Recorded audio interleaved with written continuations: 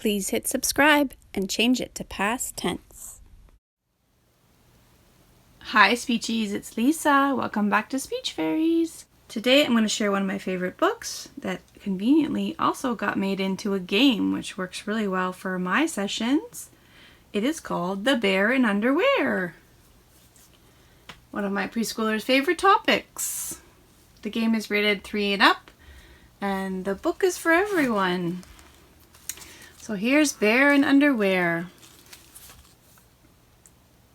It was published in 2010. It was $14.99 in Canada and $12.99 in the US. Once upon a time, there was a bear who came upon some underwear. Too big, too small, too tight.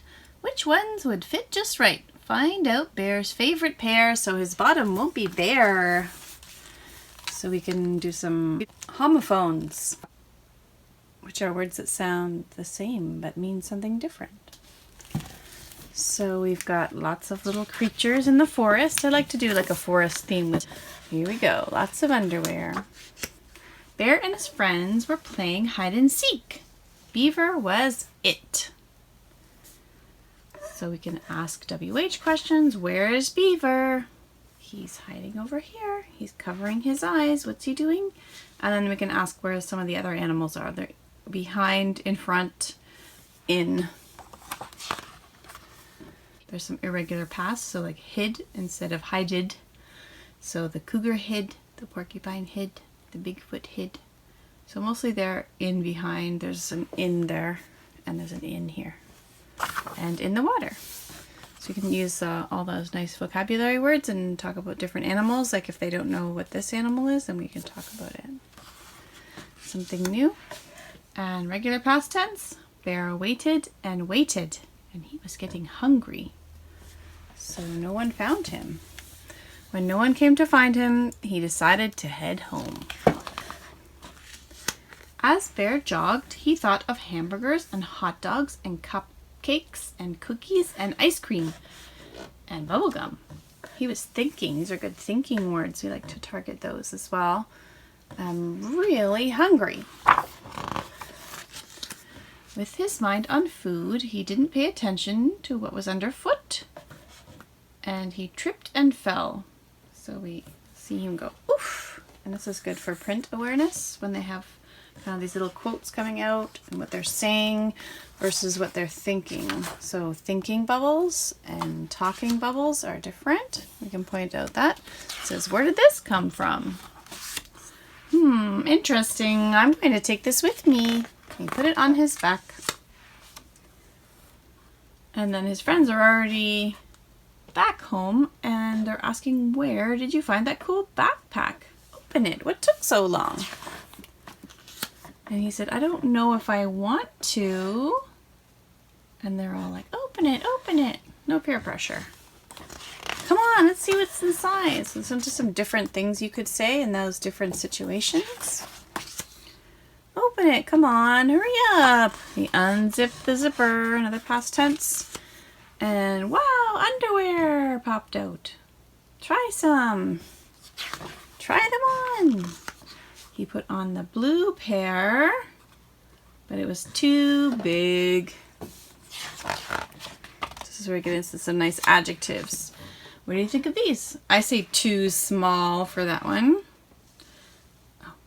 Too small, too loose, whoops, too silly. He tried on every one in the backpack. Too girly, I say too frilly for that one. Too dirty, too itchy. Bear was ready to give up, but there was one more pair left. He held up the underwear, put his right leg in first, and then his left, and tugged and tugged. The tighty-whitey underwear fit just right. A perfect fit. And then that's when I actually talk about, I say, oh, those are the pair that he was wearing on the front of the book. Look, they're the same. Just so we can point out some book knowledge words as we go along. And then his friends all say, we need underwear too. So good sentence segmentation. And then they all get a pair from the batch that he had tried on. So Bear stood there with a smile wide and bright. Bear in underwear looked dynamite. So nice rhymes. And that's the end of the book. You can see why it's so cute and why I love it so much. It's by Todd H. Doodler. I wonder if that's his real name. Never know. So this is the Bear in Underwear game, which is a nice follow-up activity to the book. And it has based on the best-selling book. And this one, I believe I got it on Amazon. And I will open it up so you can see. We had this one at work, so I haven't opened this one yet. So I'm gonna crack into it. It's brand new.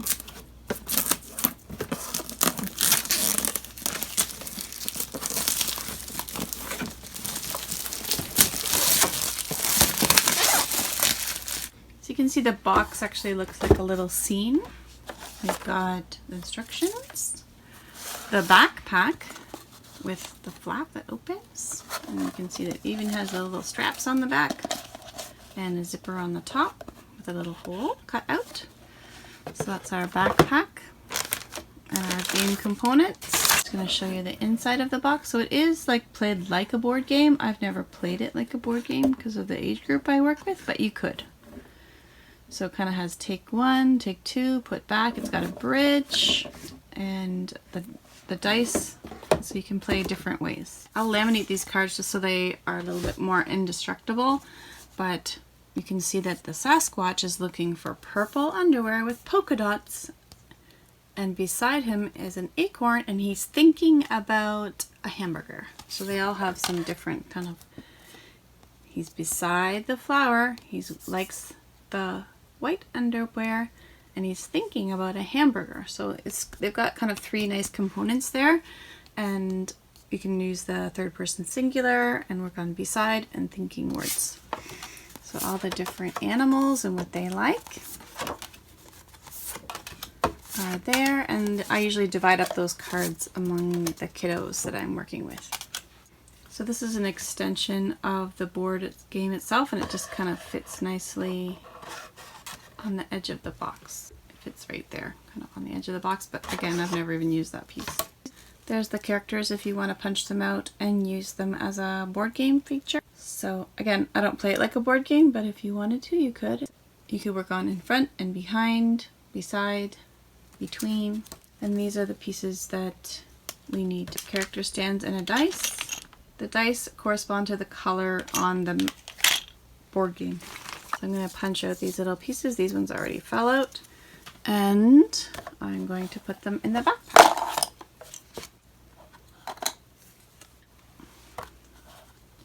So with my preschoolers, what I do is we take turns. We pick out of the backpack. Let's say one player has the girl and I have the skunk. So we take turns taking out of the backpack. My turn. It's a flower. I don't need the flower, but she can have the flower. And then we just put it on top like that. So we're matching. She got her flower. So she's the only she in the batch. And then it's her turn. And she got her very own underpants. So she can put it on top like that. And then she only needs her cookie. So lots of third person singular in this game. My turn. I found the bear's underwear. So we can use possessives as well. So it's a really cute, simple matching game. Or you can play it like a board game and follow each other around the board and collect items based on what is indicated on the board. So if you roll a purple, then you go to this square, and then you get to pick one thing out of the backpack and try to assign everybody their corresponding food and underwear. I don't think flowers are food though. Flowers are just scenery. You could even do like a math game if you wanted to and do like -1 or +1 or take 2, put 2 back, those kind of things. It'd be great for a social communication group where you can take one for you and take one for a friend, and then you can share. Here's another one. If you land on an animal, then you have to act like that animal. And at food time, if you land on this space, get up and act like you're eating your favorite food. Don't be shy. So I just wanted to show you that cute little kind of set of activities. So we have a nice book and we have a nice game to go with it. But you could incorporate any other bear activities. You could incorporate any other backpack activities. Any other forest animal games would be great. You could play Jumping Jack because we've got a rabbit in this game. You could play a turtle game. You could play a frog game. Play that hedgehog game because you've got a little hedgehog there. If you needed 2 other activities, that's pretty easy because there's a wide variety of critters there you can work with. Anyway, I just want to thank everyone for watching. If you like this video, please give us a thumbs up. If you haven't already, please hit subscribe and join our Speech Fairies family. Thanks for watching, and we'll see you very soon. Bye for now.